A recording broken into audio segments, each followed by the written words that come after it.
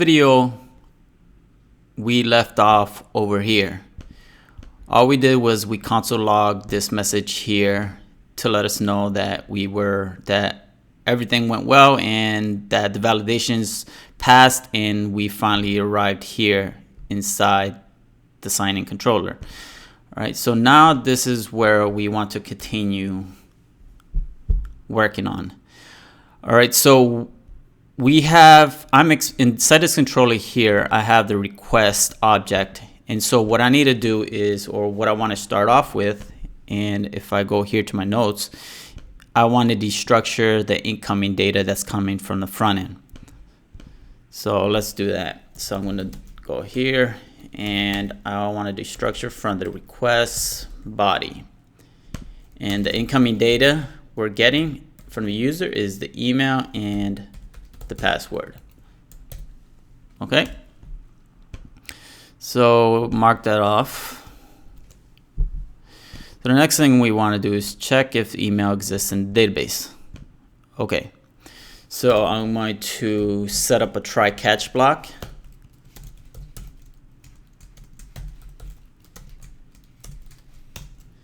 I'm going to do console log in case we get an error. I'm going to do inside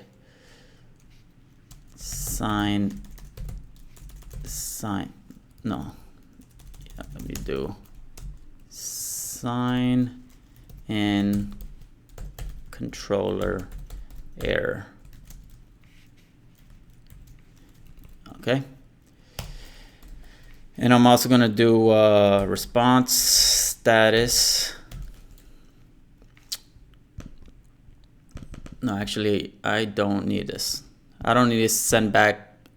Wait, do I? Yeah, actually, you know what? No, yeah, let me do that. Okay, response status 500, because this would be an error. And I'll do JSON, do error message, and do server error. Okay.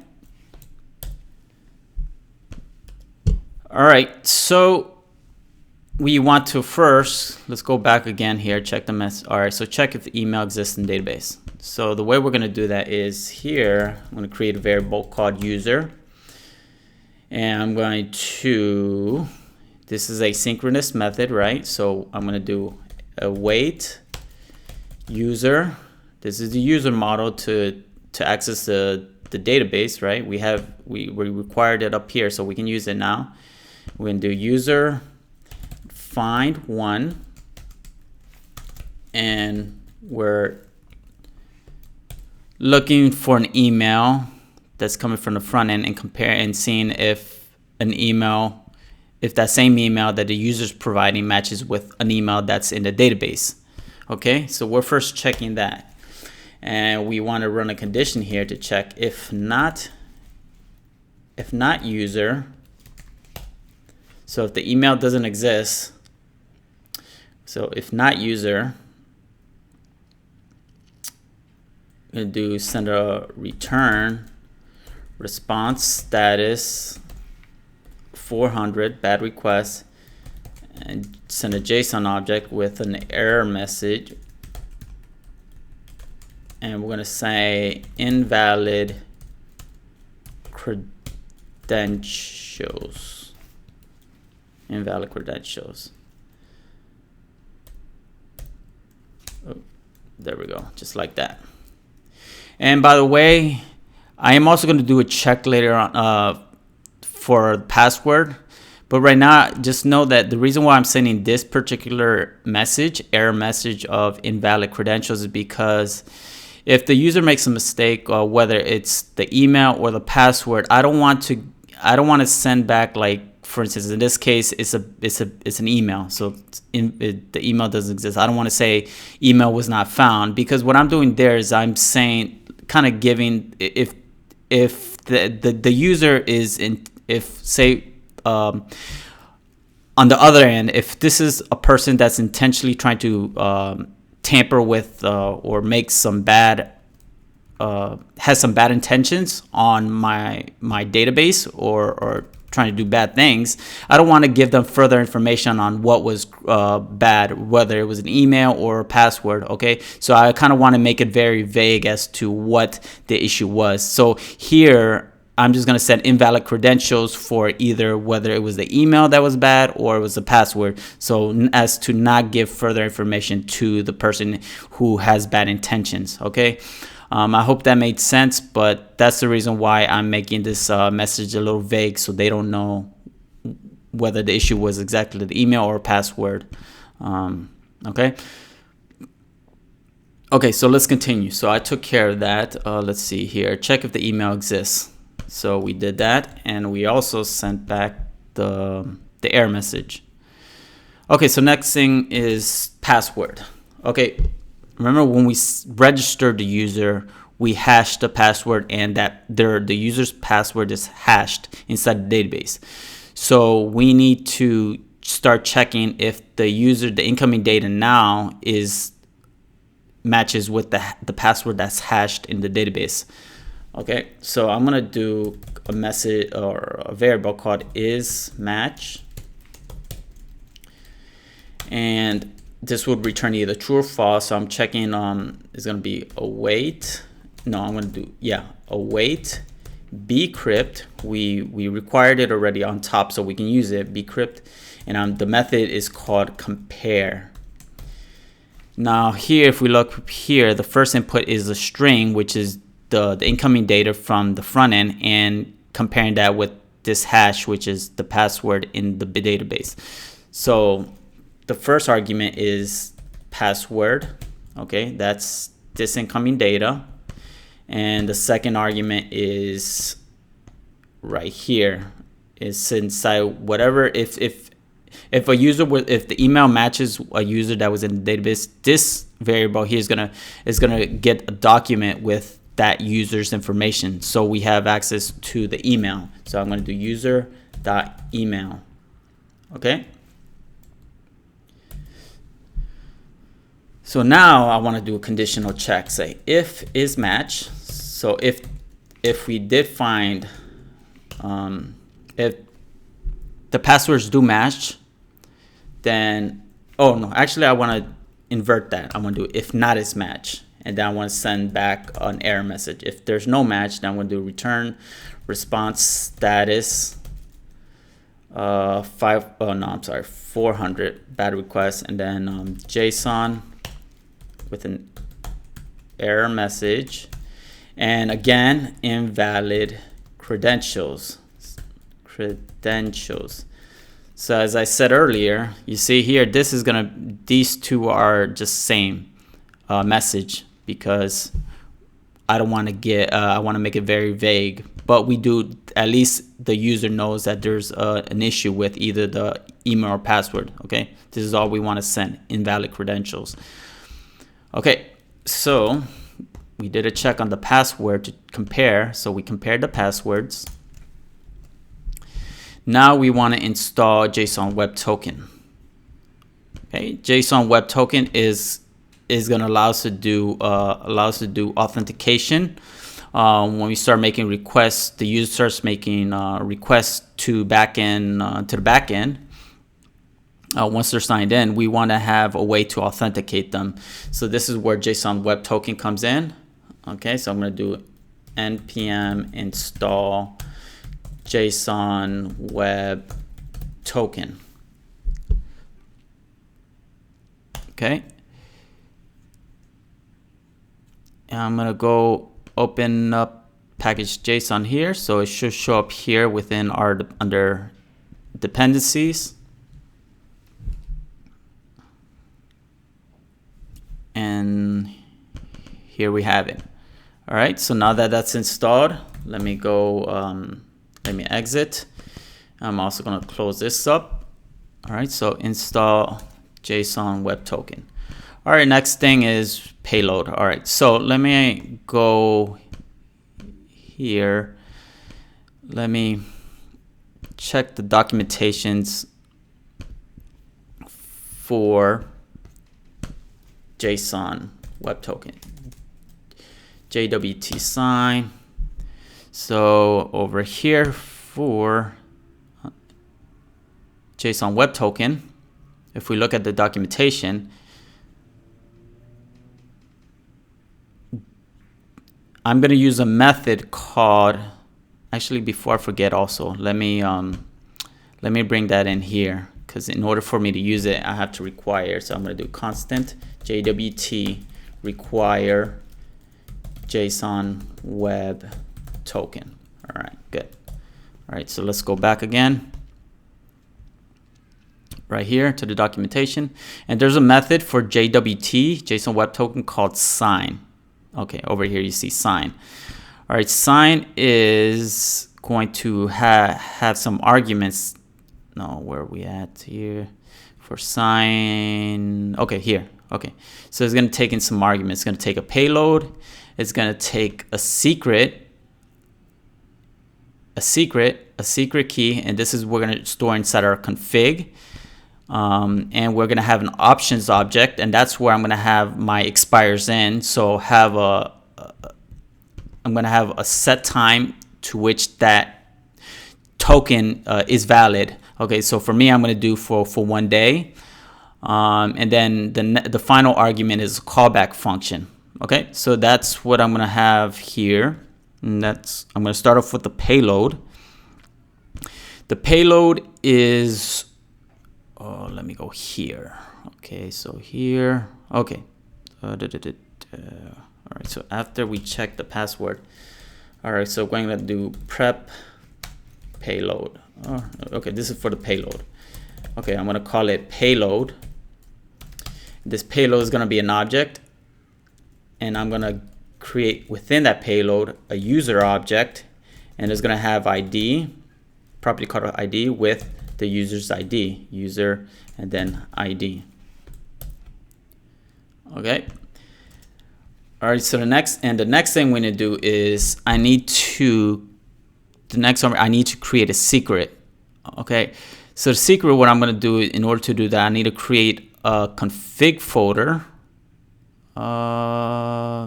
Where is this going to be? Yeah, okay. Inside the root directory,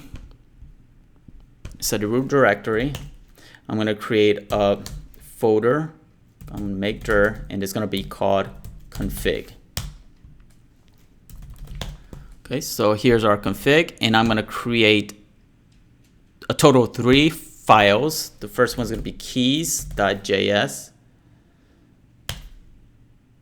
Second one is going to be dev.js, and then the third one is going to be called prod.js. The dev is for a file specifically for development, and then the prod is if we're in production. Okay, but let me close this up here. Okay, for now, let me close these here. I'm going to go directly into my keys, and I'm going to create a condition here. I'm going to do if, actually I'm going to set up a variable here. I'm going to call live, and it's going to be, by default, it's going to be false. Okay, live is a variable to signifying if we're in development, if we're live, if we're in development, or if we're in production. Okay, so right now in development, we are not live, so it's going to be set to false by default. And then I'm going to create a condition here. I'm going to do if live. I'm going to do module.exports. There's going to be an object. No, I'm sorry, not an object. What am I doing? I'm going to do require, and if we're in production, we do in the current directory, and we're going we're gonna use the prod file. Otherwise, when we're in development, so we're gonna module exports. We're gonna use the development file, dev.js. Good. All right. But again, right now it's set to set false, and so there we go. So we should end up running this block of code here. It's going to require the dev.js file. So let's open up that dev.js file. what I'm going to do here is I'm going to do module.exports, and it's going to be an object with some properties. And the first property I want to create is JWT secret. And the secret right here is the second argument for our sign method, which for JWT. I'm just gonna create some random, like some long string here, and just typing into my keyboard, whatever. It doesn't really matter. Yeah, like that. It's gonna be long. I don't know if I can use a character. Okay, well, I'm just gonna do like that. Okay, it's very long, and this should do the job. And I'm also gonna create another property. It's gonna be for expiration of that token, and I'm going to call it JWT expire. And expire is going to be a string, and I'm going to do 24 hours. Okay, just like that. So, and then I'm going to open up my prod. Okay, we're not in production, but I do want to have this when eventually in production. Manually, I'm going to have to put in these variables, and I'm going to have to put them in. I'm going to have to put them in manually, right? So it will be the same as this here, JWT secret and JWT expires. Okay, so I'm going to do module.exports. It's also going to be an object, so JWT secret. But this one I'm going to do, it's going to be process.env. And then capital letters, I'm going to do JWT underscore and then secret. Okay, so this right here, this value JWT secret, when I go to my server and in production, this is exactly how that property is going to be called, JWT secret. And I'm going to give it the same value as what I have here. Okay. Let me go back here. So I also have to do the JWT expire process.env and JWT expire. Okay. And by the way, that process.env, this env is an object that stores all of the environment variables that are globally accessible. Okay, but this is within our Node.js environment, and we're creating these global variables for our Node environment.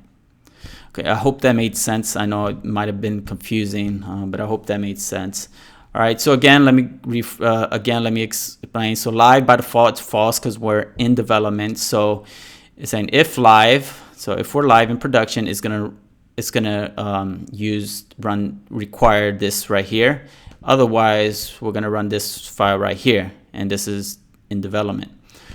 All right, so we have now access to these two properties, JWT secret and JWT expired, which we need to create our JWT token. All right, so now I'm gonna close these files up. Okay, close this up here and this here. All right, so now we're back here. All right, so I'm gonna do, and let's import that. So I'm gonna do const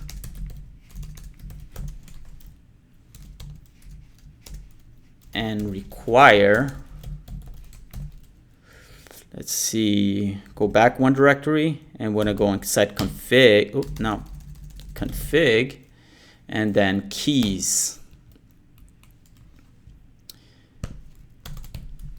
And then we want to use JWT secret and JWT expire. Good. So now we have access within this file. All right. So right under payload, let's continue on. And I'm going to do, let's see,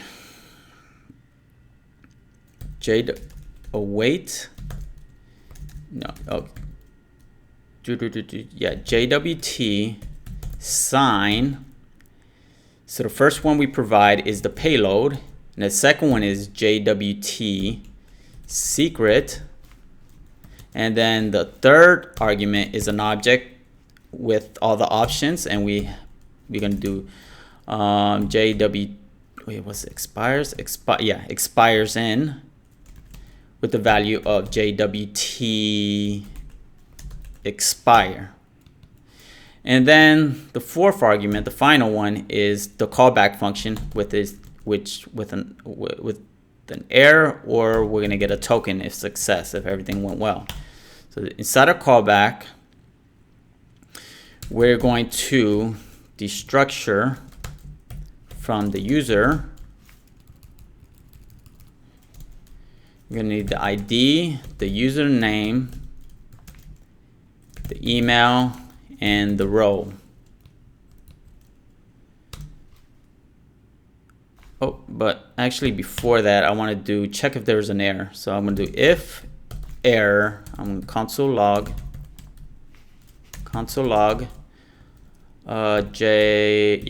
JWT error, and then I'll pass the error. Okay. Then here, let's see here, JWT series. Oh, let's go back here. Okay, so here we created the payload, create the config folder with the two files, keys, dev, and prod. And we're doing the sign JWT. That's what we're doing right now. Yeah, we signed JWT. And then this is where we're finally at. We're trying to send back the token and the user. Okay, so here, let's see. Okay, done. Okay, sign. So if everything goes well, we want to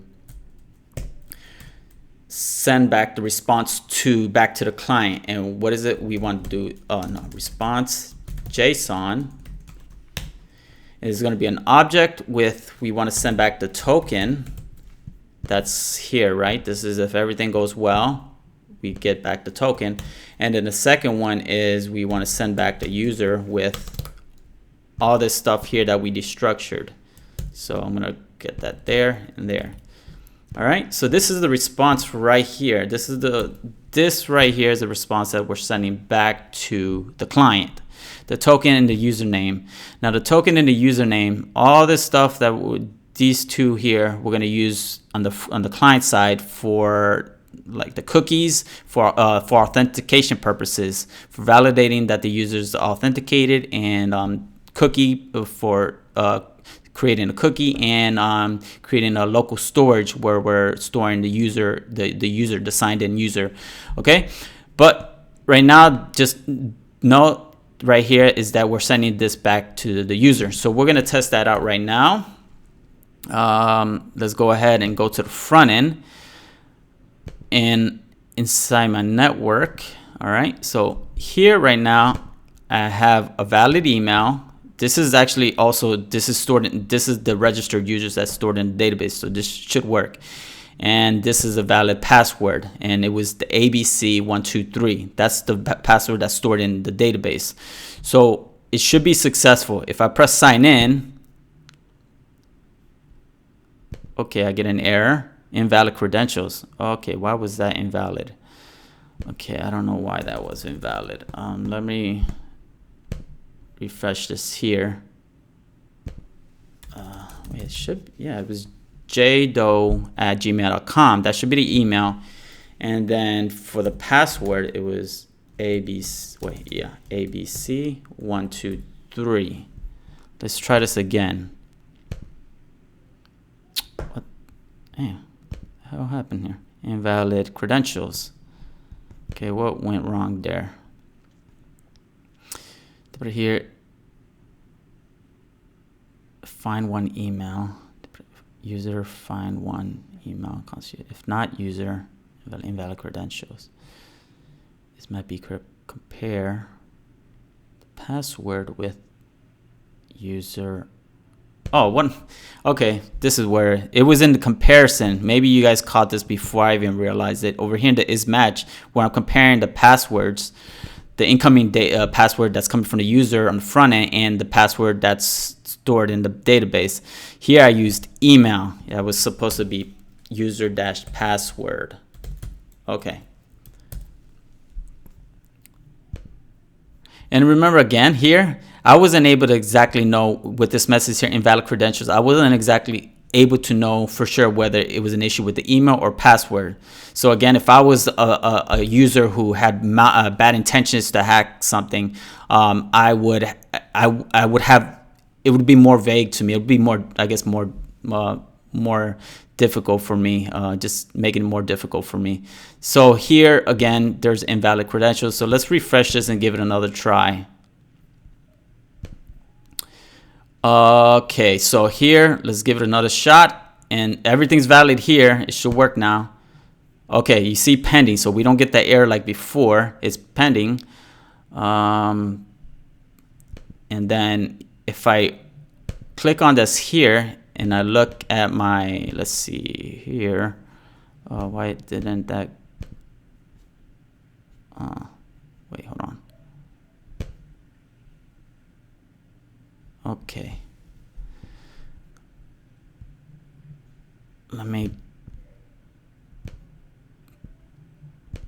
All right, let me see. I have an issue here. Response here, the brave cons response. It's JSON token.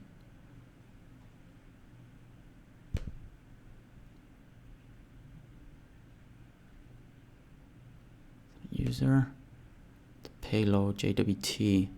Oh, I think I have to do await. Yeah, because this is asynchronous. All right, so I'm gonna do this. It's gonna be await JWT sign. So let me refresh this page again. Let's give it another try. All right, sign in. No, it's not that. Okay. Expire, JWT expire, JWT secret, the payload.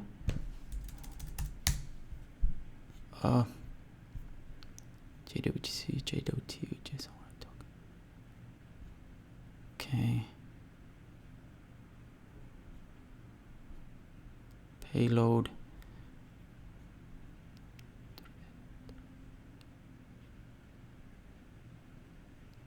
Token. Okay. Let me see something here. I'm gonna token.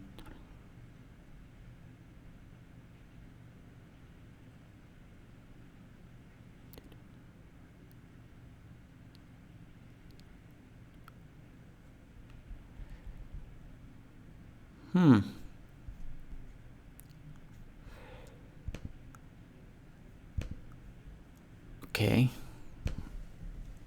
Why didn't that work? Oh, you know what? Yeah, okay. I understand what went wrong. I understand. All right. Remember over here we installed JSON webtoken. Now the thing with that is that anytime I install something inside my package JSON, I have to stop the server and restart it again. So I'm assuming this was the issue. Let's give it let's check it out. All right, so I'm gonna stop the server. All right, I'm doing npm run dev. All right, I'm gonna start everything back up again. All right.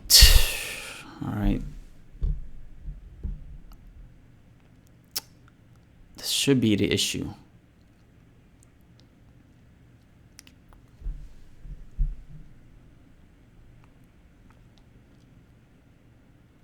All right.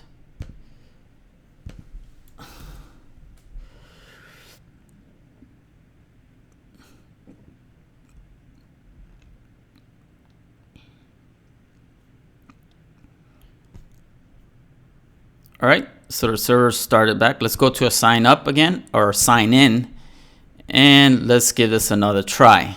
All right, fingers crossed. Woo. Give it a go. Pending. Let's click on sign in, and we don't get anything. Why didn't that work? The hell?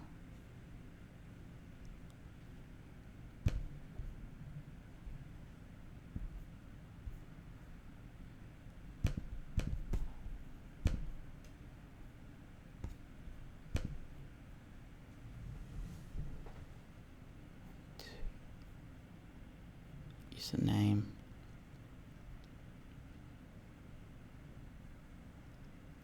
Wait, users. Oh no.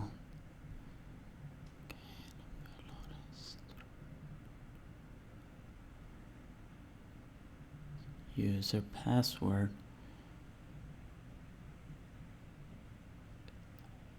If not, it's match. Payload, and I'm sending the user ID. Then the sign, JWT sign. Payload secret expires in JWT expire. If const.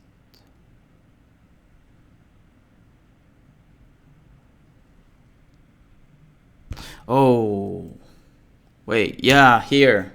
Okay, I forgot the underscore. There we go. All right, this ID here, I left out the underscore. All right, let's give that another shot. All right, I'm hoping that was the issue here. I didn't expect to do a lot of debugging here, but oh well, that comes with the whole thing, right? Of programming. All right, so again, network, give this another shot. Fingers crossed. 200. There we go. That's what I wanted. All right, status code 200. Everything went well. And the response, we get the token and the user object, right? With the email row and username and ID. Woo! All right. Wow. All right. So that's it. That's all I have for now. We took everything. We sent back all the essential the token and the user data, the signed in user, back to the front end, so we can start using that to do some authentication. All right, so that's it for now. I'll see you in the next video.